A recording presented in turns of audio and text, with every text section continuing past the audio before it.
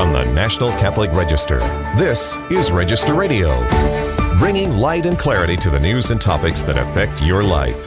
Pope Francis is about to embark on his 45th trip. This time he heads back to Asia and Oceana, visiting 4 countries in 11 days. Frank Rocca, EWTN News Vatican analyst, joins us with his take on the significance of this trip.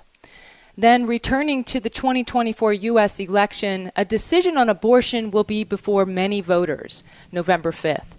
Which states are facing abortion-related ballot measures? That's what we talk about with Register staff writer Peter Laffin. And finally, we'll get a preview of the Paralympics taking place in Paris with Register Europe correspondent Solène Tadié. I'm Jeanette DeMello, Executive Director of the National Catholic Register and Catholic News Agency, your host here on Register Radio, joined by my co-host Matthew Bunson, who is the Vice President and Editorial Director of EWTN News. So we are delighted to have 2 colleagues, Courtney Maras and Danielle Ibanez, traveling on the papal train for this epic trip to Asia and Oceana. That trip begins September 2nd, so we're talking before they're probably packing their bags, but they're not on this trip yet. It concludes September 13th. Colm Flynn, another colleague for EWTN News, went to these countries ahead of the Pope and brought us news of what's happening in those countries and the Catholic communities there via EWTN, and that will be on EWTN News in depth. So we're delighted now to have Frank Rocca, Vatican analyst, joining us. He worked for a long time for the Wall Street Journal, and now he's with EWTN News. Frank, it's so good to have you. Great to be here, Jeanette and Matthew. So we're looking at an 87-year-old Pope. That's how old Pope Francis is, who's taking his longest trip. And some call this his most ambitious trip. He's going to Indonesia, Papua New Guinea, East Timor, and Singapore. It's a packed schedule. But let's get an overview, Frank. What do we expect to be the major highlights? Well, yeah, as you say, it's remarkable. It's a very long trip. He's 87. He uses a wheelchair. He's had respiratory problems. It recalls the epic trips that John Paul took back in the day. And the schedule, it's not quite as packed as the schedule in his very early days of Pope Francis' trips in the first years. But it's not a super light schedule either. He's got several events on those days. Indonesia is a country, it's the largest Muslim population in the world, and as we know, Pope Francis has put a priority on dialogue with the Muslim world. So that's an obvious theme there. Interreligious dialogue will be certainly something he'll be talking about there and promoting. Indonesia is also known for a kind of moderate form of Islam, and there are many people there, leaders who are interested in peaceful coexistence and developing that idea that the Pope has promoted with his human fraternity initiative. And in Papua New Guinea, a natural topic is going to be another major theme of this pontificate, which is care for creation, the environment. Papua New Guinea is a country where it really felt the effects of climate change, and there's concern about rising sea levels and landslides and that sort of thing. So we wouldn't be surprised if he's going to talk about the environment there. Mm-hmm. And then also poverty and inequality will also probably come up in these trips when he goes to Papua New Guinea. Is certainly a country. All of these countries have high degrees of inequality. Singapore is notable for being a very wealthy country and one of the Asian tiger economies. So perhaps he'll address inequalities between rich and poor when he's there. And then the penultimate stop right before Singapore is Timor-Leste, East Timor, which is an almost entirely Catholic country. It's in fact maybe the most Catholic country in the world if you don't count Vatican City. There he'll be certainly addressing. He might not be addressing, but there is in the background there is a sex abuse issue. The Bishop Carlos Jimenez Bello, who was a Nobel Prize winner for his work in the peaceful and nonviolent movement to achieve independence from Indonesia. He a couple of years ago, the Vatican revealed that he'd been disciplined after accusations of sex abuse. So that's kind of a shadow that might or might not come up in directly or indirectly in the Pope's remarks. Yeah, Frank, Pope Francis has visited Asia, especially East Asia, Far East Asia, and now Southeast Asia on a number of occasions. We've had trips to Myanmar, to South Korea, to Japan. Why is Asia so important to him, and how does this reflect his broader vision in terms of the pontificate? Yeah, I think there are a number of issues. I mean, one is, he's really made he put a priority on reaching out beyond the Catholic world. And so, obviously, the Philippines is a Catholic country, and so is East Timor. But in general, when going to that region, he's dealing with Muslims, Buddhists. He's dealing with people who are not Catholics, and that's really been a priority for him. By contrast, as we know, he hasn't gone at all in his pontificate to Spain, which is where his Jesuit order was founded. He hasn't gone to Germany. So he's kind of did not put a priority on the wealthy countries in the Catholic Christian heartland. Of course, he is a Jesuit, and they have a tradition from the 16th century of outreach to Asia and missionary work in Asia, so he's following in that tradition as well. I love to think about the fact, too, that, it's really statistically probably the future of the world, right? I mean, I think I read 1 in 9 Catholics worldwide is there in Asia. So it seems that we're thinking about the future. And Frank, I was imagining, what if there was an appearance like Our Lady of Guadalupe, right, in the Asia? Just how many how many conversions there might be. Like, it's something to pray for. In this moment where people leave the church and become nuns, to actually have some kind of dramatic conversion in Asia. So certainly something to pray for. What might we look for in this trip if we're kind of watching and seeing? What kind of messages are we likely to hear? Well, again, I think there will be he will be talking, I should expect, about peaceful coexistence with non-Christians. And again, in Indonesia, there's been a high amount of cooperation. The Catholic minority is small; it's about 3%. But the Muslim leaders have been very friendly in many cases to Catholics and Christians, and so I think he'll celebrate that and emphasize that. We can expect that. And again, I think he will be probably talking about protecting creation. He's going to be a lot of these places. He'll be doing the usual things. He'll be meeting with the bishops. He'll be meeting with the civil authorities and leaders. He'll be meeting with the religious orders. And he'll be meeting with Jesuits. That's another thing. Whenever he meets, you're right. The Jesuits. Right. When he meets with the Jesuits, he gives these talks, which are then transcribed and released later, and they often have some very provocative and interesting statements in them. And then, of course, let's remember that he'll give at least one press conference during this trip.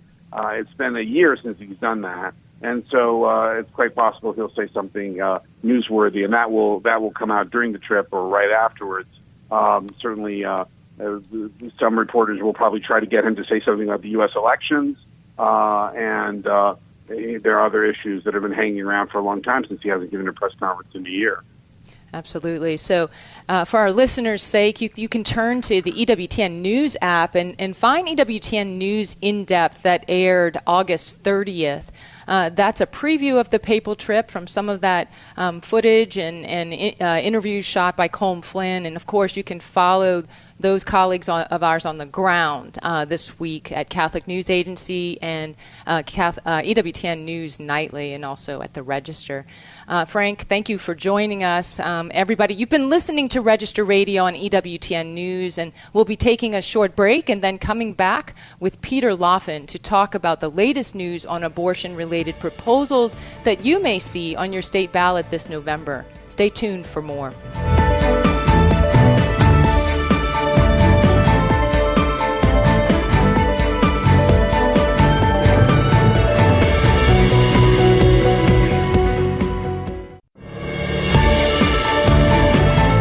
Let's return to Register Radio on EWTN. Welcome back. I'm Jeanette DeMello, Executive Director of the National Catholic Register and Catholic News Agency, your host here on Register Radio, with my co-host Matthew Bunson, who's Vice President and Editorial Director of EWTN News. Our Register staff writer Peter Laffin joins us today as well to talk about abortion on the ballot. So Pro-abortion measures are now on ballots in 10 states, including Montana, Nevada, Colorado, Arizona, South Dakota, Missouri, New York, Maryland, Florida, and Nebraska. And in some of these states, if these amendments pass, it would enshrine existing state laws into the constitutions in those states. And then it would make basically a quote-unquote constitutional right to abortion in those states. But other measures are a bit more substantial in the sense that the states, that these amendments would change the law in that state. It would actually change the status of abortion in that state right now. So it's very complex, and Peter's here to help us try to boil this down. So Peter, I'm grateful for your time in taking a rather complex 10 amendments and trying to boil it down. So let's start with, where are the places that are really making the biggest change with these ballot initiatives? Well, thanks so much for having me, Jeanette. Yeah, like you say, some of these states are just cementing what is already there, should these pro-abortion amendments pass. But there are other states where there would be real changes in people's practical lives in relation to abortion in these states, and that occurs mostly in the red states. For instance, in the state of Missouri, where Amendment 3 is up for the vote in November, the current existing law in Missouri protects unborn babies throughout the entire pregnancy, and the only exceptions being the case for a medical emergency, the life of the mother. But Amendment 3, if it passed, would do away with that. It would quote unquote prohibit any regulation of abortion, including regulations designed to protect women undergoing abortions. So, that's a massive change. It's the difference between protecting the unborn throughout pregnancy and not. In other states, such as Montana, the issue seems to be fetal viability and questions around that. Right now, it is legal to have an abortion up until about 24 weeks, which is usually when viability is decided on. And now, should their abortion amendment pass, you're going to see a change to whenever the doctor deems it necessary to protect the life of the woman, which is an entirely different question. And both of those definitions are a little ambiguous. And so it's going to be difficult to see even, what happens at that point. But still, that would be a major practical change. Another state, Nebraska, there's currently a law where to protect the unborn, and now we're seeing a dueling amendment, dueling ballot measures, where you have one that is a pro-abortion and one that is an anti-abortion ballot amendment, and whichever one passes with the most votes is going to be the law of the land. So again, that's hugely consequential. And so these big changes are mostly taking places in red states where there are laws on the book to protect the unborn. And of course, you have a couple other states, too, where this is really a battleground.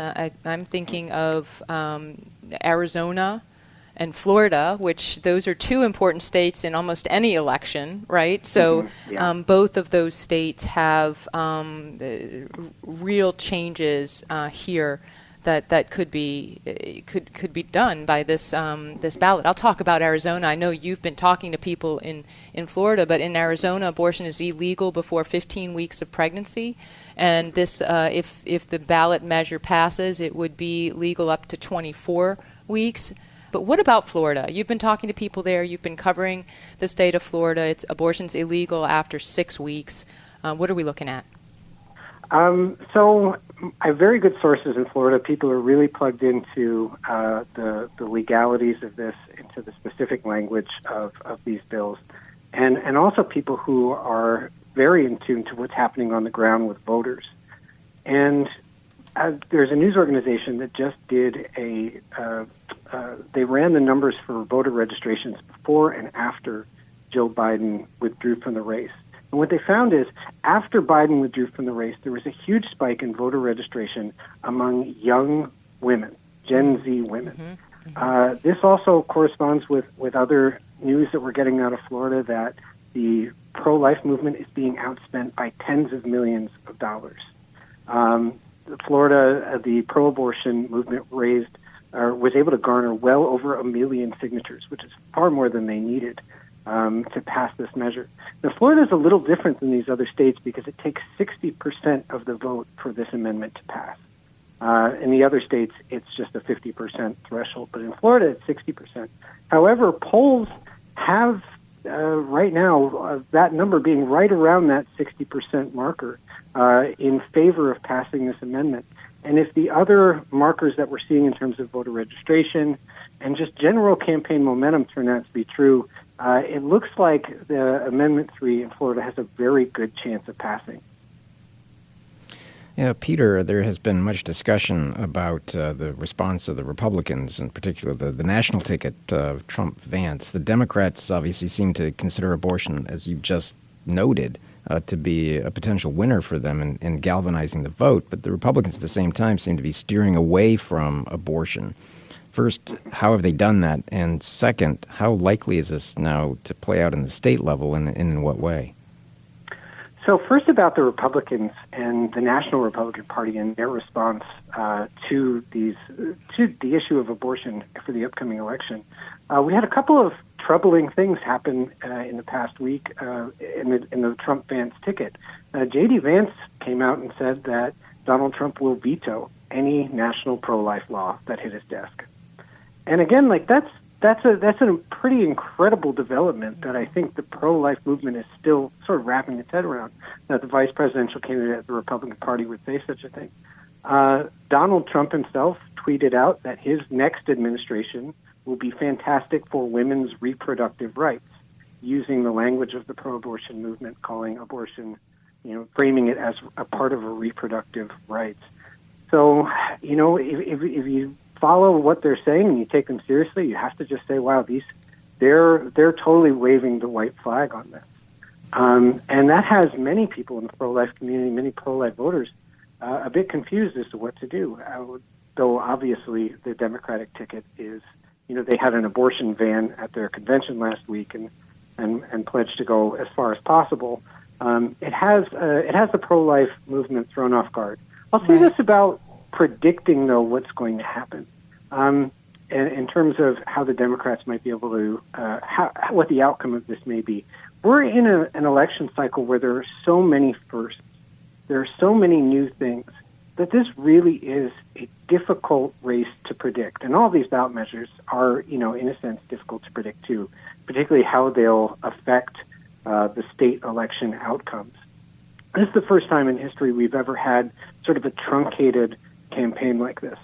Right. We don't really know what effect that Kamala Harris is going to have on the abortion vote, on the overall vote. And this is also the first national election where there's a presidential race going on in the post-Roe versus Wade world.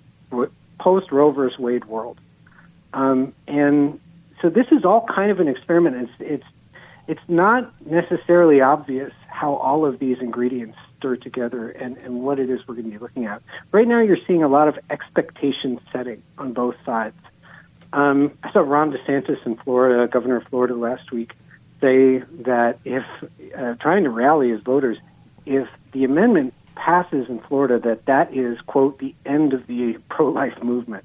You also have the New York Times ran a piece last week where they are saying, well, okay, let's temper ourselves because, yes, we have won 7 out of 7 of these races for the abortion ballot amendments, but this one's going to be tougher because we're in red states, because we have to get the 60 plus threshold. So it's a lot like what you get before a political debate, a presidential debate where everybody wants to set the expectations. But it seems pretty clear that Democrats in the pro-abortion movement feel that they have the wind at their back. Absolutely, and for some good reason, in the sense that the 7 past ballot initiatives on abortion went in the favor of the pro-abortion position, right? And in the last few years since Dobbs, that's what has happened, and you do see you do see this this rise in women voters, right? And certainly that is not all women who are favoring abortion here, but it certainly seems to have brought out, or at least brought some registrations there. And Lila Rose came out in recent weeks tweeting about Trump and really pressuring him, saying, "Hey, you're no longer a pro-life candidate if you say these things." And so it's really an interesting position that the pro-life movement is in. Have you been following Lila Rose? I have been, yes.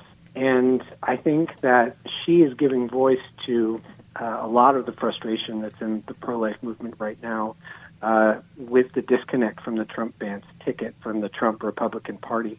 And this is something, if you go back to a couple of months ago at the rally in D.C., the pro-life rally in D.C., that tension was really beginning to simmer then. You could feel a disconnect between the major party and between the movement. But now it's really coming to a head. And what I think is going to be most telling about how this all shapes out is that the pro-abortion movement, they're shooting for a specific number. What I've read is they know if they can get 30% of Republican support for these, that they're all going to pass. Mm-hmm. And these comments coming out from Vance and Trump seem to be giving something like a green light to Republican voters who, okay, they want to vote for Trump, but they're a little wary on the abortion question.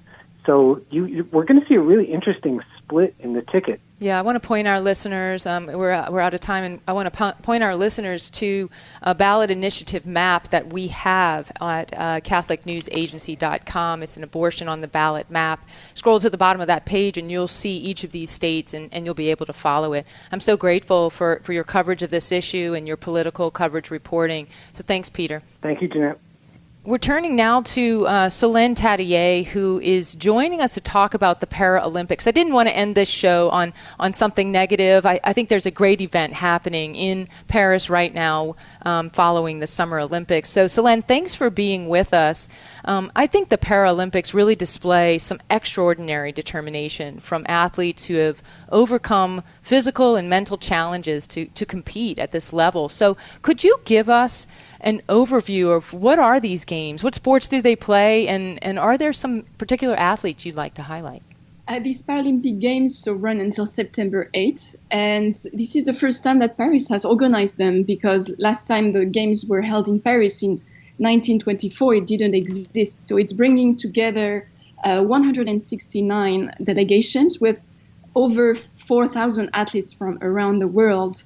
The event, always brings a lot of great activities. There are a total of 22 sports on the program, including some specialized sports like blind soccer, wheelchair, basketball, rugby, tennis, fencing, paratriathlon, sitting volleyball, and so on. And, it always brings out a lot of wonderful human stories. There are definitely many believers. I don't know all of them, and we will discover many new stories, and many Christians. I would like to mention one American athlete. There are many Christians already competing, but there is this woman, paracyclist, Jamie Whitmore Maines, who was awarded a gold medal at the 2016 Rio Games in the women's road race. She has won 12 world championships and also the 2014 FC Award for Best Female Athletes with a Disability. She said in an interview with Sports Spectrum in 2022 that she has just always grown up knowing that strength comes from God. And she says, I'm going to fail and screw up, but I trust God to pull me up. Absolutely. Faith has actually been a big part of the Olympic Games, despite some of the deviant sexual identities that were on display at the opening. Faith is quite present, especially through the Holy Games initiative. And that's got a Paralympic component too. Can you talk about that? Yes, absolutely. Jeanette, faith was very much present already during the Olympic Games. I had an interview at the beginning of August with the Catholic Church delegate to the game, Bishop Emmanuel Gobillard. he told me that at the Olympic Village, a huge number of people, athletes and staff there, came up to him to ask for a blessing, a prayer. People from all walks of life, including non-believers, came to him. So he truly experienced that sports is a unique and privileged means of touching soul. The Catholic Church was present there, but through these Holy Games programs that we've already mentioned, but it is mobilizing even more for this session by offering what they call La Route Extraordinaire, the extraordinary route. It's a program that enables 630 people with disabilities to attend the Olympic events and learn about parasports themselves, to start these activities with the help of 500 Catholic volunteers. Wonderful. There will be also an opportunity for them to venerate the Christ's crown of thorns, which will be on display tomorrow, Friday, August 30, in the Church of Saint-Germain-l'Auxerrois in Paris. All athletes and faithful from around the world are invited by the Church. Of course, and at Notre Dame, they'll also be able to see the Olympic bell, which is now housed in Notre Dame Cathedral. So thanks, Solène, for joining us. And listeners, remember, for more news, analysis, and commentary, check out the National Catholic Register online at ncregister.com. Thanks for joining us on Register Radio here on EWTN. Together with Matthew Bunson and my producer, Michael McCall, I'm Jeanette DeMello, and I pray that until next week, may God bless you.